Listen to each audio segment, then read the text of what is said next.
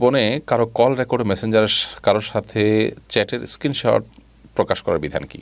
এটা জায়েজ নাই, এটা মানুষের প্রাইভেসি লঙ্ঘন। ইমানদার অন্য মানুষের ইজ্জত, সম্মান, সম্ভ্রম, প্রাইভেসি এগুলো রক্ষা করা তার জন্য খুবই গুরুত্বপূর্ণ। নবী করিম সাল্লাল্লাহু আলাইহি সাল্লাম বিদায় হজের ভাষণে বলেছেন, আজকের এই দিনটি যেরকম সম্মানিত, আজকের এই মাসটি যেরকম সম্মানিত, এই জায়গাটি যেরকম সম্মানিত, তোমাদের সকলের জীবন, তোমাদের সকলের সম্মান, তোমাদের সকলের সম্পদকে সেরকম সম্মানিত করা হচ্ছে। সে সম্মান হানি করা, অর্থাৎ জীবন হানি করা, তার মর্যাদা হানি করা বা তার সম্পদ এর অনিষ্ট করা, এগুলো কোনোটিই তোমাদের জন্য জায়েজ নয়।